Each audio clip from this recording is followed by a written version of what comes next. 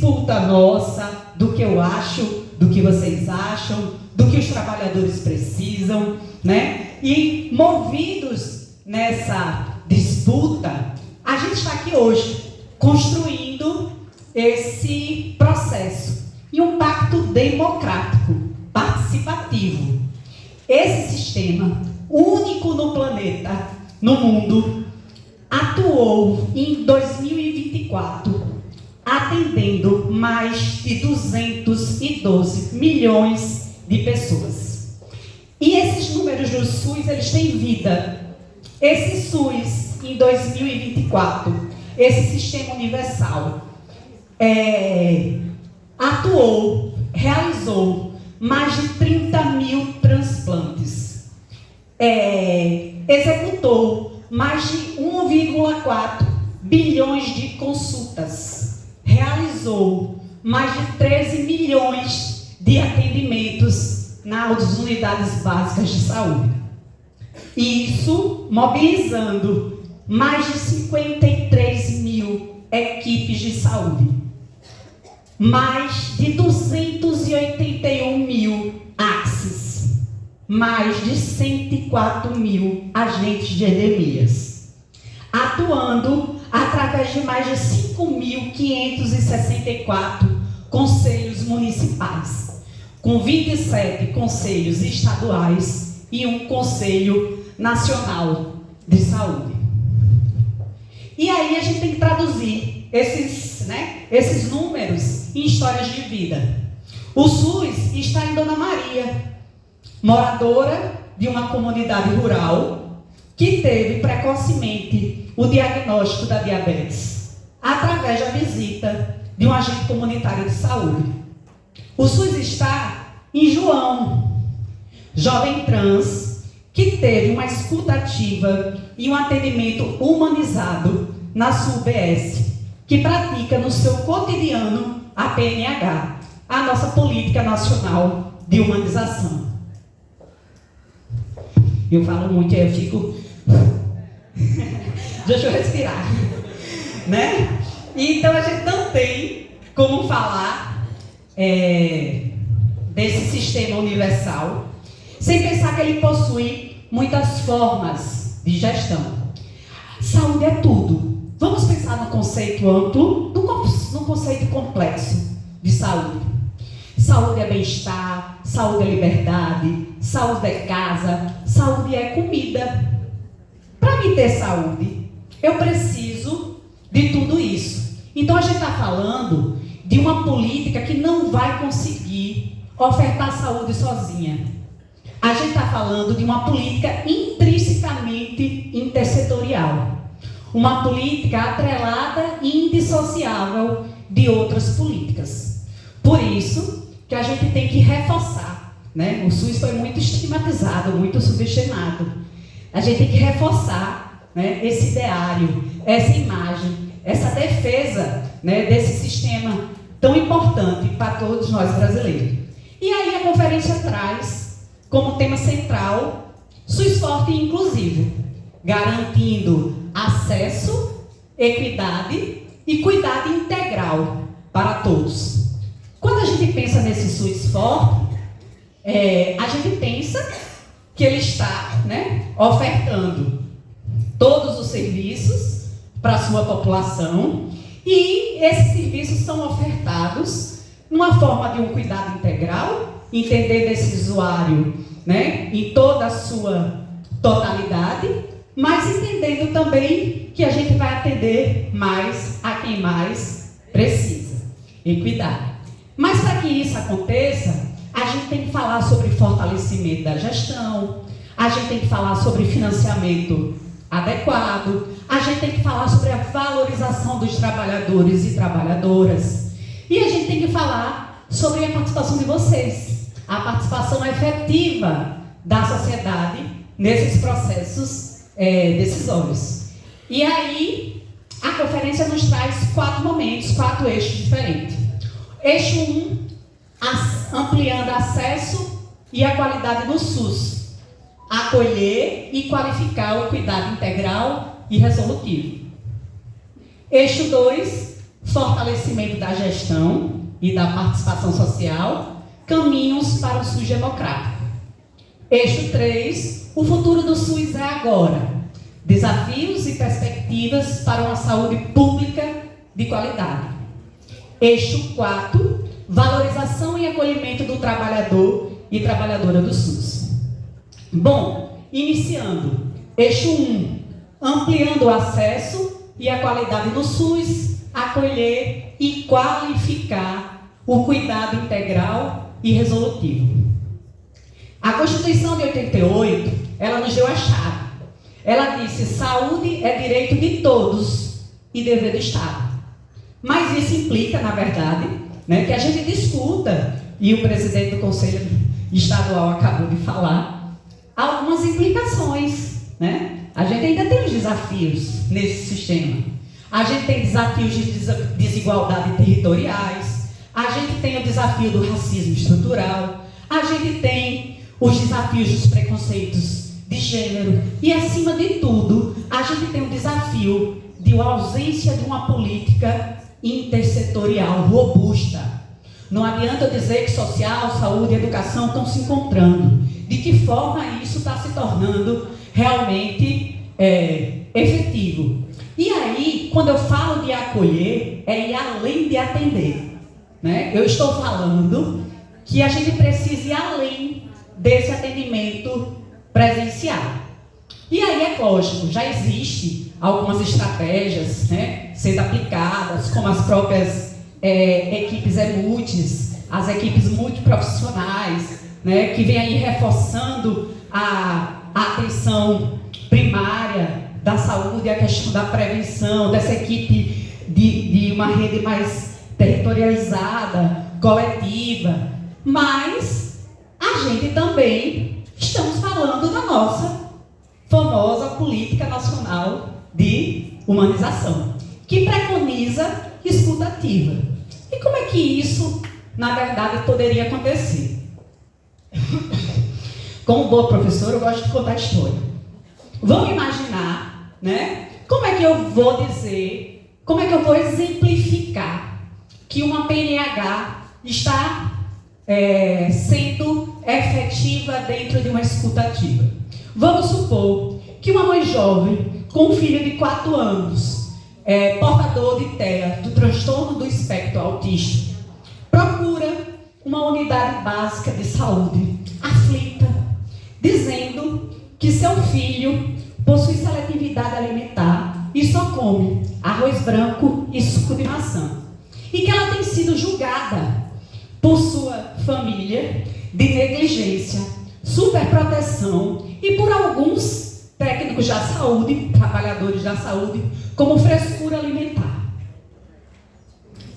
Essa mãe, dentro de uma UBS, que incorporou a Política Nacional de Humanização, a enfermeira escuta atentamente, mobiliza a equipe EMUT, a nutricionista realiza o plano alimentar, a mãe é atendida pelo psicólogo para o seu suporte emocional e o agente comunitário de saúde agenda uma visita a esse domicílio.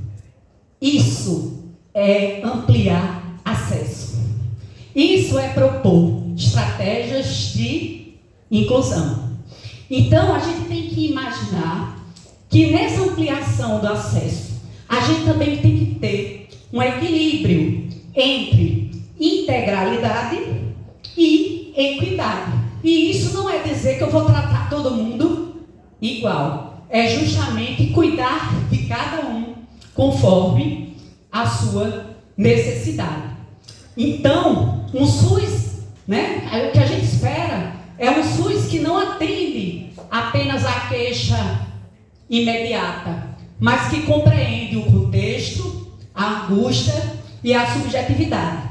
Para a gente conseguir que esse SUS do eixo 1 seja universal, integral, a gente vai reconhecer que existem diferenças, né, desses grupos populacionais, mas que essas diferenças elas não são obstáculos, elas são parâmetros para que a gente oferte um cuidado qualificado e equitativo. E isso exige o quê? Postura ética. No eixo 1 a gente também fala sobre a postura ética, porque a gente precisa entender, né? Precisa de responsabilidade, sensibilidade e compromisso para entender que a gente precisa acolher esse julgamento, precisa ter decisões clínicas mais compartilhadas e a gente precisa construir esse cuidado juntos. No eixo 2, fortalecimento da gestão e da participação social no SUS, caminham para o SUS mais democrático. E aí, a gente tem Porto Seguro, né, assim como outros municípios do país, um Conselho Municipal de Saúde, que atua, como a presidente falou, salvaguardando esses princípios da universalidade, da integralidade, mas de forma voluntária. Das conselheiras estão aqui de forma voluntária. E isso foi instituído desde a Lei 81/42, né, como um prêmio ali que traz essa participação democrática, institui nessa espinha dorsal do SUS os conselhos municipais e as conferências, como esses espaços deliberativos, espaços de construção da gestão de um SUS forte, né, de um sistema que atenda a todos. Hoje existem 5.564 conselhos municipais, 27 conselhos estaduais e um conselho nacional. Isso é único no mundo. Nenhum outro país está perguntando aos seus usuários o que eles querem na saúde. Mas sabemos que o papel dessa participação social, ela não se esgota com a presença física, né? A gente precisa garantir formação permanente desses conselheiros, para que eles sentem na mesa e entendam o que é que estão decidindo. A gente precisa de acesso à informação, melhor transparência orçamentária, entender tão grandiosos números que a saúde nos traz e ter tecnologia também acessível. E aí, quando a gente fala nessa gestão democrática, exige que exista uma articulação nas 3 esferas de governo: federal, estadual e municipal. E aí também exige coragem para romper com a burocracia e autoritarismo, coragem para empoderar os territórios e fazer a escuta ativa dos saberes locais. Exige, acima de tudo, planejamento intersetorial para transformar os usuários que estão aqui hoje presentes em protagonistas da história desse SUS. E lá vem eu com a historinha de novo, né? Como é que isso pode acontecer? Como é que eu faço esse planejamento intersetorial? Vamos imaginar que na última conferência, uma comunidade aqui do interior de Porto Seguro questionou em um dos seus eixos que aquela comunidade especificamente sofreu várias infecções gastrointestinais. Só que essa comunidade, ela não pleiteava apenas o aumento do atendimento médico. Eles alertavam que aquelas condições gastrointestinais vinham da ausência de saneamento básico e da dificuldade de acesso à água potável. Naquele momento, saiu uma proposta de melhoria do acesso à potabilidade dessa água. A Secretaria de Saúde, logo após as conferências e seu relatório, a fazer um planejamento da saúde, intersetorialmente faz uma reunião com o secretário de Infraestrutura e com o Sindicato dos Trabalhadores Rurais e estabelece uma nova rede de abastecimento para essa comunidade. Isso é um SUS forte. Isso é um SUS, é um exemplo do protagonismo dos usuários que participaram da conferência, que realizaram uma proposta. E aí, ele se torna tão forte porque o cidadão não é um número.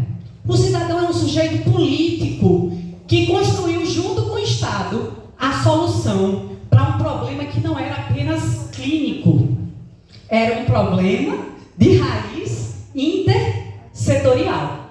Então, essa gestão democrática inclui todos.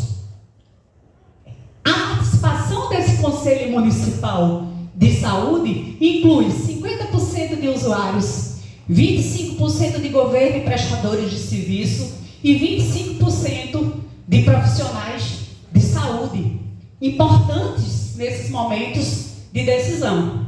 O desafio desse eixo é tornar esses instrumentos de controle social cada vez mais potentes. Como faremos para que essas decisões, das decisões das conferências, sejam efetivamente executadas, como no exemplo que eu dei? Como é que tornaremos os relatórios finais desta conferência documentos vivos e transformadores? Aqui reside a potência desse eixo: avançar nessa institucionalização da escuta e da ação, tornando-a, execução. O eixo 3, o futuro do SUS é agora. A gente pensa no futuro, a gente pensa em algo longínquo, lá para frente. No SUS isso acontece diferente. As decisões que tomamos hoje vão transformar o futuro, Esse SUS, como falado aqui, ele já demonstrou sua capacidade de resposta, em crises como a da pandemia do Covid-19, com a equipe de saúde atuante, com vacinação em massa. Mas Pascolato, que faz um estudo sobre a resiliência do SUS, sobre essa característica que o SUS tem de se reinventar, de se remoldar, de superar essas crises como um perigo também, porque ele demonstra para a gente alguns aspectos de fragilidade desse sistema, fragilidade de financiamento, fragilidade de articulação entre as esferas de governo, Então, a pandemia demonstrou tudo isso, mas foram essas 53 mil equipes de saúde, 281 mil agentes comunitários e 104 mil agentes de endemia que salvaram muita gente, que salvaram pessoas durante a pandemia. Ou seja, a reconstrução ela já está em curso, ela já começou, mas a gente precisa, no eixo pensando sobre o futuro, entender que a gente também pode estar regredindo. Quando a gente pensa nesse sistema universal e integral, a gente vê uma certa característica de entendimento dele como um sistema privado, um retorno também da medicalização. Tudo tem que ser medicado. O SUS se transforma em consultas e exames. E ele não é apenas isso. E aí o que é que a gente vê? É o direito individual, o direito de consumo, superando o direito à saúde. E aí o que é que acontece? Processos de judicialização. A saúde sendo acessada através da justiça, muitas vezes por uma comparação equivocada do mercado privado com o mercado, com o setor público, com o SUS universal. Um SUS que vê o sujeito em sua integralidade. E aí, a gente lembra que esse modelo já foi praticado. É o retorno do modelo hospitalocêntrico, centrado na presença do médico. A gente deixou isso lá para trás, no INAMPS, onde saúde era benefício, saúde era assistência médica. Desde 88 que a gente diz, saúde é um direito. Ele não é um benefício, ele não está centrado apenas na figura do médico, Então, a gente tem que deixar isso para trás. O eixo 3 fica de olho, nessas propostas, se elas estão retomando aí modelos já superados de gestão para um futuro melhor. Me preocupa, muitas vezes, que eu sei que eu vou ficar velhinha, eu estou pintando os cabelos, ver se quando os brancos aparecem aqui na frente, e a gente entende, pelos dados da saúde, que vem crescido o número de doenças crônicas e que a população tende a ser uma população mais velha.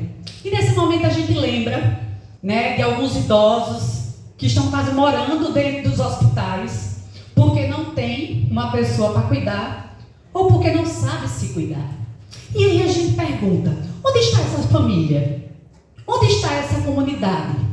Como é que a gente vai fazer essa saúde funcionar junta? E aí, se cada um fizer apenas individualmente, solitariamente, a gente está criando novamente um sistema segmentado.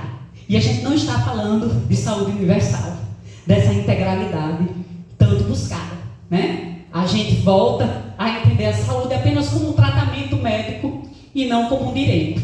Então, o eixo 3 vai ter que rever esses paradigmas do cuidado, transformar a lógica da cura na lógica do cuidado e avançar na intersetorialidade, buscando fazer uma reforma estatal onde isso realmente aconteça de forma efetiva.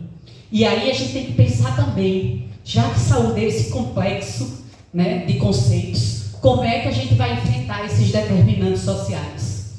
Fome, saneamento, moradia, violência, racismo, preconceito. Não tem como falar em cuidado integral sem reconhecer as injustiças que adentram os consultórios e se expressam nos corpos dos usuários. O sujo futuro, ele é inteligente, ele é acessível, ele é equinâme e ele é, acima de tudo, mais humano. O eixo 4, e tão importante quanto todos os outros, fala do acolhimento e da valorização dos trabalhadores e trabalhadoras do SUS. O SUS é feito de gente, o SUS não é feito de prédios, de exames, de consulta. O SUS está no agente comunitário de saúde que percorre becos e vielas. O SUS está no médico, no dentista, na enfermeira que cuida, no motorista de ambulância, no técnico de enfermagem, no agente de endemia, no auxiliar administrativo, né? O SUS está em todos esses trabalhadores. O SUS pulsa em cada um desses trabalhadores. Mas esse sistema que cobra tanto devolve muito pouco a quem o sustenta. E aí a gente está falando em jornadas extenuantes, né? Em ausência de alguns planos de cargos e carreiras, em ambientes insalubres e na saúde mental desses trabalhadores. O documento base, o Humaniza SUS, desde 2010, ele já nos alerta que a gente precisa pensar em um novo modelo de gestão que valorize mais esse profissional, né? E para que a gente faça isso, a gente precisa garantir plano de carreira, ambiência digna, apoio emocional, valorização das práticas subjetivas e intersubjetivas do cuidado. Porque como é que vamos cuidar da saúde da população se não cuidamos da saúde de quem cuida? O que é que a gente vai fazer nesse momento? É lógico, já avançamos, temos algumas conquistas. O SUS não é só desafios não, né? A gente tem algumas conquistas, como o regulamento do piso da enfermagem, o retorno do mais médico, a ampliação das residências em saúde, a democratização da gestão, no reconhecimento do protagonismo desses trabalhadores, mas a gente precisa avançar ainda mais. Por quê? Porque um SUS forte exige profissionais valorizados, escutados e protegidos. Bom, estou no final já, né? No final dessa caminhada pelos 4 eixos da nossa conferência, acesso, gestão democrática, futuro e cuidando de quem cuida, fica a certeza de que esse sistema não é apenas uma estrutura institucional. Ele é um projeto de país, né? É um projeto que, apesar dos cortes, da desinformação, das disputas políticas e da precarização, segue vivo. E segue porque é construído todos os dias com coragem, compromisso e afeto. O SUS é o agente comunitário de saúde que chama pelo nome. É a enfermeira que fica um pouco mais, mesmo após o seu plantão. É o médico e dentista que atende com a mesma dedicação no público que atenderia no privado. O SUS é o indígena, é o ribeirinho, é o trabalhador, somos todos nós que participamos de um sistema gratuito e que não cobra nada, além da humanidade. Então, trabalhadores e trabalhadoras, sigam firmes, pensem nesse cuidado qualificado e na valorização profissional. Aos usuários, se mantenham, firmes também, participem assim como eu aqui, desses momentos de fala, do que a gente quer para esse sistema de saúde. Porque o SUS é de vocês, o SUS é de todos, e é do coletivo que ele vai se fortalecer. Que esta conferência seja lembrada como um momento em que reafirmamos o que sempre soubemos. O SUS forte e inclusivo é a garantia de que ninguém será deixado para trás.